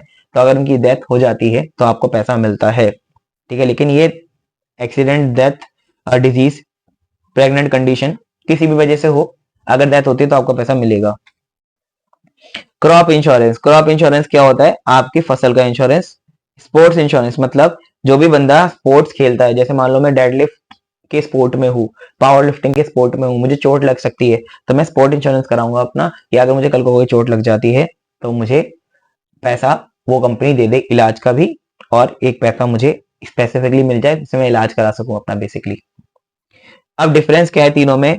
लाइफ, फायर और मरीन में इंश्योरेंस किसका लिया जाता है? लाइफ का लिया जाता है। यहाँ पे प्रॉपर्टी का लिया जाता है और यहाँ पे शिप का लिया जाता है। Element protection and investment, protection only. Fire से तो प्रोटेक्शन ही दे सकते हो आप, प्रोटेक्शन ओनली। मरीन में भी प्रोटेक्शन है। यहाँ पे लाइफ में क्या है? Protection and investment. क्यों? क्योंकि देखो आपको बचाएगा। देखो हमने पढ़ा था ना, अगर डेथ हो गई तो पैसा मिल जाएगा, अगर डेथ उस समय तक नहीं हुई तो भी पैसा मिल जाएगा। तो ये एक इन्वेस्टमेंट है। लेकिन ये एक इन्वेस्टमेंट नहीं है फायर और मरीन। इसमें बात क्या है कि अगर मान लो मैंने इंश्योरेंस लिया फायर वाला और फायर हुई नहीं कभी, तो जो पैसा मैंने लगाया वो वापस मिलेगा मुझे? कभी कभी नहीं मिलेगा। तो ये मेरी इन्वेस्टमेंट नहीं हुई, प्रोटेक्शन दे रहे खाली। अगर वो काम नहीं होता तो वो पैसा मुझे कभी वापस नहीं मिलेगा।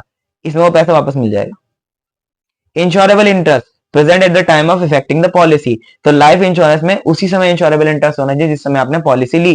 फायर में present at the time of effecting the policy as well as when the claim is fall due. मतलब फायर इंश्योरेंस में जब आप करा रहे हो इंश्योरेंस जब भी होना चाहिए इंश्योरेबल इंटरेस्ट, जब आप पॉलिसी क्लेम कर रहे हो जब भी होना चाहिए। मरीन में at the time of when claim falls due. तो मरीन में क्या होता है बेटा? मरीन में जिस समय आपने इंश्योरेंस कराया हो सकता है उस समय इंश्योरेबल इंटरेस्ट ना हो। सर ऐसा कैसे हो सकता है? देखो मेरी कोई शिप आ रही थी बाहर से, मान लो कहीं बाहर देश से आ रही थी, तो वहां से जब आ रही थी तो मैंने आने से पहले उसका इंश्योरेंस करा लिया मरीन। मैंने बोला मेरी शिप डूब ना जाए इसका इंश्योरेंस कर दो। अब उन्होंने इंश्योरेंस कर दिया तो अभी मेरा इंश्योरेबल इंटरेस्ट वो नहीं बोलेंगे। क्यों? क्योंकि अभी वो शिप मेरे पास नहीं पहुंची है ना, या मेरा उसमें माल आ रहा था, मैंने उस माल का इंश्योरेंस करा लिया जो शिप में था। अभी वो गुड्स मेरे पास नहीं पहुंचे हैं तो ऐसा बोला जा सकता है कि इंश्योरेबल इंटरेस्ट नहीं है। लेकिन मान लो वो डूब गए तो जिस समय वो डूबे उस समय तो मेरा इंटरेस्ट उस पर बन जाएगा क्योंकि मेरे पास आ गए थे, ये रास्ते में थे, तो मैं उन पे क्लेम कर सकता हूँ ओनरशिप। तो ये यहाँ पे देखा जाएगा जब क्लेम का समय आएगा, तो जब आपके पास इंश्योरेबल इंटरेस्ट था या नहीं था। ड्यूरेशन 1 साल से ज्यादा होती है, इसमें 1 साल से कम होती है। पीरियड ऑफ वोएज मतलब गेड़ी मारना, इन समंदर को वोएज बोला जाता है। Indemnity not a contract of indemnity, है ना। लाइफ इंश्योरेंस में तो आप भरपाई कर ही नहीं सकते, इसमें कर सकते हो, इसमें भी कर सकते हो। सरेंडर वैल्यू मतलब जब पॉलिसी खत्म होगी अगर वो काम नहीं होता, जैसे आप मरे नहीं तो क्या पैसे मिलेंगे? तो हाँ, इसमें पैसा मिलेगा, इसमें नहीं मिलेगा, इसमें भी नहीं मिलेगा, मैंने बता ही दिया। Loss measure not in terms of money, नुकसान जो आपका हुआ है मनी में नापा नहीं जा सकता, फिर भी आपको फिक्स्ड सम अश्योर्ड मिलेगा लाइफ पॉलिसी में, इसमें नापा जा सकता है, इसमें भी नापा जा सकता है। अब हमारे पास आगे अगली बिजनेस सर्विस कम्युनिकेशन। कम्युनिकेशन हम अच्छे से जानते हैं कि कम्युनिकेशन मतलब होता है एक व्यक्ति अपना मैसेज दूसरे तक कितना एफिशिएंटली पहुंचा पा रहा है, कितना इफेक्टिवली पहुंचा पा रहा है, ठीक है। अब इसके अंदर सबसे पहली सर्विस आती है postal service. Every business sends to outsider and receives from outsider several letters, market report, parcel, money order etcetera every day. All this services are provided by the post as a telegraph office scattered throughout the country. मतलब अगर मेरे को कोई भी letter चाहिए तो ये communication ही तो है, मैं अपनी बात आप तक पहुंचा रहा हूँ, ये भी एक कम्युनिकेशन का जरिया है, लेकिन ये ऑनलाइन है। अगर मुझे ऑफलाइन में चाहिए जैसे ऑफिशियल लेटर जो आते हैं तो वो पोस्ट सर्विस से ही आते हैं बेटा, ठीक है। The postal department perform the following services. Postal department जो हमारी कंट्री का वो क्या क्या सर्विस देता है, financial services. They provide postal banking facility to the general public and mobilise their savings through the following saving scheme like public provident fund, Kisan Vikas Patra, national saving certificate, recurring deposit scheme and money order facility. Basic सी बात क्या है कि पहले post office खाली post में ही deal करते थे, अभी वो फाइनेंशियल सर्विसेज भी देने लगे हैं। आप देखना पोस्ट ऑफिस बैंक खुल गया है, पोस्ट ऑफिस पेमेंट्स बैंक बोलते हैं इसको, पीओपीबी, पीओपीबी बैंक खुल गए हैं। उसके अंदर वो क्या करते हैं, बहुत सारी स्कीम देते हैं जैसे पीपीएफ, किसान Vikas Patra, national saving certificate, NSC जिसे बोलते हैं। ये सारी स्कीम के फायदे आप आज ही जाके अपने नियर बाय पोस्ट ऑफिस में पता करेंगे, आपको पता चल जाएंगे। ये मेल सर्विसेज भी देते हैं ना, फाइनेंशियल सर्विस देते हैं पोस्ट ऑफिस वाले, मेल सर्विस देते हैं, वो तो उनकी मेन सर्विस है। ओके ठीक है, मेल सर्विस भी रजिस्टर्ड पोस्ट हो सकती है, पार्सल हो सकता है, या तो यूपीसी हो सकता है। देखो मैं आपको बता रहा हूँ मेल सर्विस कैसे कैसे होती है, कितने टाइप की हैं। When ordinary letters are posted, the post office does not issue any receipt. However, if the sender wants to have proof, then a certificate can be obtained from the post office on payment of prescribed fees. This paper now serves as a evidence of posting the letters. मतलब अगर आपने मान लो कोई चीज भेजी और आपको उसका सबूत, जनरली कोई रसीद पोस्ट ऑफिस काट के नहीं देता, लेकिन अगर आपको सबूत चाहिए तो उसको बोलता है UPC, UPC under postal certificate, उसके लिए आप फीस दीजिए, वो आपको मिल जाएगा। ये सर्विस भी पोस्ट ऑफिस वाले देते हैं। Registered post, sometime we want to ensure that our mail is definitely delivered to the addressee, otherwise it should come back to us. मतलब या तो वो जाए या तो हमारे पास ही वापस आ जाए। ये ज्यादातर बैंक करते हैं, जैसे आपका एटीएम आया मान लो आपके घर पे, तो बैंक वाले रजिस्टर्ड पोस्ट से भेजते हैं, मतलब या तो वो हमारा जो एटीएम हमने भेजा है वो बंदे के घर पे जाए, अन्यथा वो वापस हमारे पास आ जाए। In such situation the post office offers registered post facility which serves as a proof that mail has been posted, ठीक है। Transmission of article from one place to another, parcel तो आप जानते हैं सामान का एक जगह से दूसरी जगह जाना, ऊपर खत्ते नीचे सामान है। इसके साथ ग्रीटिंग, मीडिया, स्पीड पोस्ट वगैरह भी होते हैं। ओके, टेलीकॉम सर्विसेज में क्या क्या आता है, देखो हमारे पास ऊपर जो हमने पढ़ा बिजनेस सर्विसेज में कम्युनिकेशन में दो आ गए, एक पोस्टल सर्विस और दूसरा हमारे पास आ गया टेलीकॉम सर्विस। पोस्टल टेलीकॉम दो सर्विस हमारी कम्युनिकेशन में है। पोस्टल में इसमें हम लोग खत बेचते हैं, सामान बेचते हैं, और बैंक की फैसिलिटी भी वो लोग हमें अब देने लगे हैं। Telecom services, world class telecommunication infrastructure is the key to rapid economic and social development of a country. Type of telecom service, cellular mobile services, मतलब जिससे हमें नेटवर्क मिलता है ना, वो चीज है। जैसे इसमें आ जाएगा including voice and non voice messages, data service, PCO service, utilising any type of network equipment within service area. हम लोग अगर कोई भी, जैसे अभी हम लोग ये भी यूज कर रहे हैं, मैं वाईफाई से यूज कर रहा हूँ, तो ये भी सेलुलर मोबाइल नेटवर्क के उसमें ही आएगा। फिक्स्ड लाइन सर्विस, अब फिक्स लाइन सर्विस क्या है, देखो वाईफाई जब मैं यूज करता हूँ तो मैं बिना वायर के करता हूँ, लेकिन एक राउटर लगा रहता है जो मेन होता है ना, जो मेन राउटर लगा है वो है फिक्स्ड लाइन सर्विस। राउटर हमारा फिक्स लाइन सर्विस है। अब इससे जितने बंदे कनेक्ट होंगे वो वाईफाई से होंगे। तो फिक्स लाइन सर्विस जहां पे केबल के थ्रू आपके पास इंटरनेट या फिर सर्विस पहुंच रही है, जैसे लैंडलाइन पहले हुआ करता था, लैंडलाइन। केबल सर्विस, जैसे हमारे यहाँ पे पहले सेटअप बॉक्स हुआ करते थे, तो सेटअप बॉक्स के थ्रू हम लोग टीवी देख पाते थे, तो केबल के जरिए आता था, ठीक है। VSAT services, very small aperture terminal, मतलब ये सैटेलाइट बेस्ड कम्युनिकेशन सर्विस होती है। It offers businesses and government agencies are highly flexible and reliable communication solution in both urban and rural areas. तो मतलब जहां पे केबल भी काम ना करे, नेट भी काम ना करे, वहां वी सेट कर सकती है। D2H, D2H भाई केबल वाला ही है भाई, लेकिन यहाँ पे हम लोग सीधा घर पे ला रहे हैं तो D2H अलग हो गया एक, ठीक है। ये लेकिन सैटेलाइट से होता है, ऊपर केबल वाला था। देखो एक तो सेटअप बॉक्स होता है, एक सेटअप बॉक्स होता है जिसमें तार होता है, एक होता है टाटा स्काई, जिसको हम नाम टाटा प्ले हो गया है। टाटा प्ले जो है वो घर पे आता है हमारे, एक छतरी लगाता है ऐसी छत पे, ऐसा एक छतरी लगाता है जो ऊपर आसमान की तरफ मूव होता है, तो वो सैटेलाइट बेस्ड D2S सर्विस है। ठीक है, अब हमारे पास आ गया कम्युनिकेशन भी खत्म हो गया। अब तीसरा सर्विस आ गया ट्रांसपोर्टेशन। हमने पहला किया बैंकिंग, दूसरा करा इंश्योरेंस, तीसरा करा कम्युनिकेशन, चौथा ट्रांसपोर्टेशन है। एक की नंबरिंग की गलती थी, मैंने बता दिया था। Transportation comprises freight services together with supporting an auxiliary service by all modes of transportation, rail, road, air and sea. तो ये चारों के चारों सर्विसेज इसके अंदर इंक्लूडेड है। मतलब क्या है बेटा, इसका ट्रांसपोर्ट मतलब ए पॉइंट से बी पॉइंट आपको सामान लेके जाना है, बाय रेल लेके जाइए, रोड लेके जाइए, एयर लेके जाइए, सी लेके जाइए, सबको ट्रांसपोर्टेशन ही बोला जाता है। ठीक है, ट्रांसपोर्टेशन बहुत जरूरी है एक जगह से दूसरी जगह लेके जाने के लिए सामान को। ओके, इसके बाद वेयर हाउसिंग। वेयर हाउसिंग हमने हिंड्रेंस में भी पढ़ा था, और हिंड्रेंस में ट्रांसपोर्टेशन भी पढ़ा था, बैंकिंग भी पढ़ा था, याद होगा आपको। पहला chapter hindrance of commerce. Warehousing क्या करता है, वेयर हाउसिंग स्टोरेज की फैसिलिटी देता है। जो भी माल हमने प्रोड्यूस किया है उस माल को हमें एक जगह रखना पड़ता है जब तक वो बिकता नहीं है, इसे वेयर हाउसिंग बोलते हैं। ठीक है, this makes available the right quantity at the right place at the right time in the right physical form at the right cost. तो ये 1 2 3 4 5 चीजें आपको याद रखनी है, right quantity, right place, right time, right physical form and at right cost. तो ये सारी चीजें कौन कराता है, वेयर हाउस कराता है। फंक्शन क्या है, कंसोलिडेशन। वेयर हाउस में सारी चीजों को कंसोलिडेट मतलब करके रखना, इकट्ठा रखा जाता है। Warehouse receives and consolidates material goods from different production plants. जैसे मान लो मेरा एक वेयर हाउस है, उसके अंदर जितने भी फैक्ट्री माल बनाती है सारा जुड़ता है जाके, तो कंसोलिडेट होता है। ठीक है, ब्रेक द बल्क मतलब ऑर्गेनाइज करना।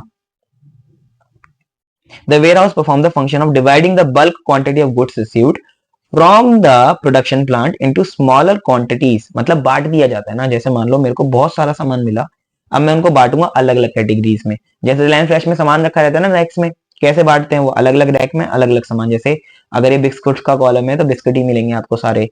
ठीक है, अगर ये वेजीज का कॉलम है तो वेजीज ही मिलेंगे सारे। तो ऐसी वेयर हाउस वाले भी करते हैं। रिलायंस फ्रेश एक वेयर हाउस कम स्टोर है, तो रिलायंस फ्रेश में सारा सामान रखा रहता है सेट होके, वो वेयर हाउस का काम है। अगला stockpiling. Next function of warehousing is seasonal storage of goods to select businesses. Seasonal कौन कौन से होते हैं, जैसे फल हो गए, goods or raw material which are not required immediately for sale or manufacturing are stored in warehouse, they are made available to businesses depend upon the customers demand. मतलब उनकी जरूरत एकदम नहीं पड़ती लेकिन फ्यूचर में पड़ सकती है, इसको बोलते हैं स्टॉक पाइलिंग। जैसे सेब संतरे हम लोग सीजन से पहले लाके पाइल करके रख लेंगे, इकट्ठा करके रख लेंगे। कंसोलिडेशन और पाइलिंग में बहुत फर्क होता है, ये बात याद रखना। Value added service are also provided by the warehouse. Value added service, पहले वेयर हाउस क्या करते थे, खाली आपको सामान रखने की सर्विस देते थे, अब वो एक्स्ट्रा सर्विस देने लगे हैं। एक्स्ट्रा सर्विस क्या है, such as transit mixing, packaging and labelling. जैसे माल आपने पहुंचा दिया, वो पैकेट में नहीं था तो उसकी पैकेजिंग करेंगे, लेबल करेंगे उसको बढ़िया से। Goods sometimes need to be opened and repackaged and labeled again in the time of inspection by the professional buyers, prospective buyers, sorry। तो ऐसा भी होता है कभी कभार। क्या होता है, जैसे मान लो मैंने चाइना से कोई सामान मंगाया, अब चाइना के सामान के ऊपर चाइना की ब्रांडिंग है, अब मैं चाहता हूँ इसकी रीब्रांडिंग हो और मेरे ब्रांड के डब्बे में डाला जाए ये सामान, क्योंकि मैं अपने ब्रांड के नाम में बेच रहा हूँ। तो ये रीब्रांडिंग का काम भी वेयर हाउसिंग वाले कर देते हैं। क्यों, क्योंकि वो पहले ही बांट रहे हैं सामान को छोटे छोटे हिस्सों में, तो जो बांटेंगे उसमें वो ब्रांडिंग भी कर देंगे। Price stabilisation, by adjusting the supply of goods with the demand situation, warehousing perform the function of stabilizing the price.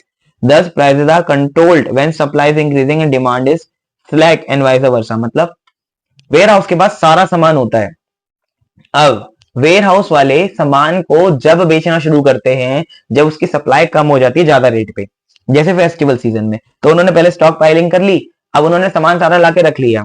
अब जैसे उन्होंने मान लो होली आ रही है तो कलर, पिचकारी और वाटर गन्स, बलून, ये सब लाके स्टॉक पाइल करके रख लिया।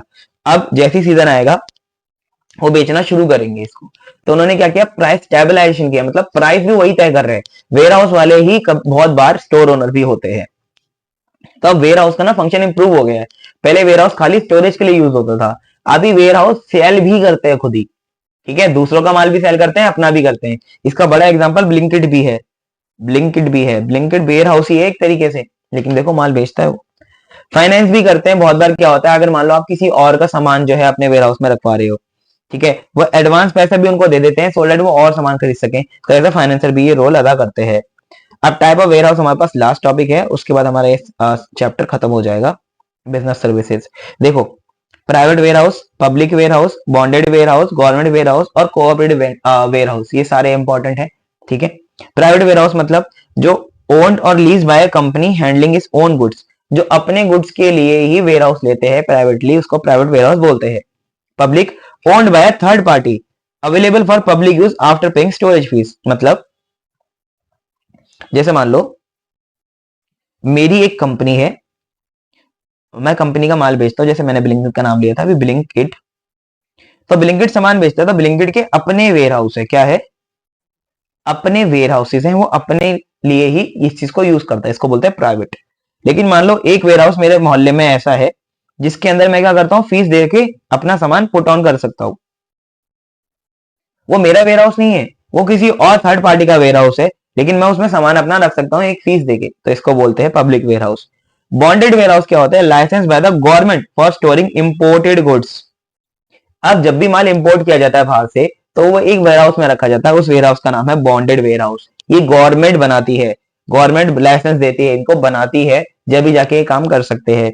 गवर्नमेंट वेयर हाउस तो पूरे के पूरे गवर्नमेंट ही है, मतलब पहले में तो खाली लाइसेंस और बना ही रहते हैं, इसके अंदर पूरा मैनेजमेंट भी इन्हीं का ही होगा। Fully owned and manage by the government through public sector organisations. ठीक है, हमने चैप्टर नंबर 3 में ये चीज पढ़ी भी थी कि डिपार्टमेंट अंडरटेकिंग होती है, कुछ पब्लिक कंपनीज होती है, तो उन्हीं का यूज करके गवर्नमेंट अपने वेयर हाउस भी बना सकती है। Cooperative warehouse, owned and operate by marketing or agriculture cooperative society. Chapter number 2 में पढ़ा था ना कि मार्केटिंग वाले क्या करते हैं, बहुत सारा सामान खरीद लेते हैं और अपने कंज्यूमर्स को सस्ते में बेचते हैं, क्योंकि बल्क में सस्ता पड़ता है सामान, तो वो रखेंगे कहाँ, अपने वेयर हाउस में रखेंगे, जिसे कोऑपरेटिव वेयर हाउस बोलेंगे।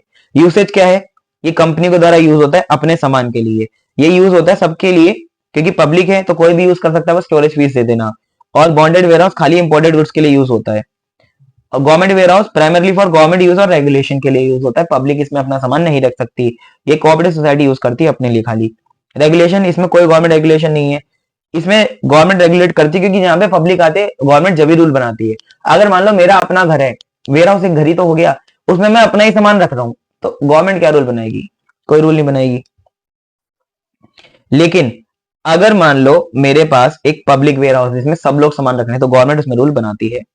अगला, बॉन्डेड वेयर हाउस क्या है, government controlled goods stored here can not be moved until custom duties are paid, मतलब ये रेगुलेशन क्या है इसके अंदर, देखो वेयर हाउस में क्यों रखे जाते हैं, जैसे माल किसी ने बाहर से इंपोर्ट किया, अब वो माल रखा हुआ है, जब तक वो कस्टम ड्यूटी, एक टैक्स होता है इंपोर्ट पे, वो पे नहीं कर देता जब तक वो माल नहीं लेके जा सकता, तो इसलिए यहाँ पे रेगुलेशन ये है कि जब तक वो पे नहीं कर देगा जब तक नहीं लेके जा सकता।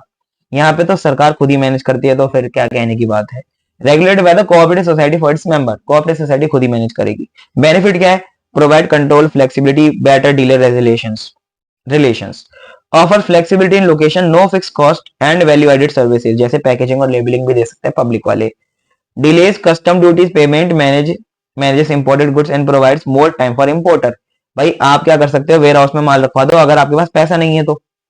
मान लो मैंने कोई गाड़ी इंपोर्ट करी बाहर से, वो आके पोर्ट पे खड़ी हुई है, मतलब बंदरगाह जहां से मैं लेके आऊंगा उसको अपनी कंट्री में, अब मेरे पास पैसे नहीं है अभी देने के, तो क्या वो वहीं पे खड़ी रहेगी, और भी तो सामान आ रहा है, तो मैं क्या बोलूंगा उसको, आप क्या करो, आप ना वेयर हाउस में रखवा दो।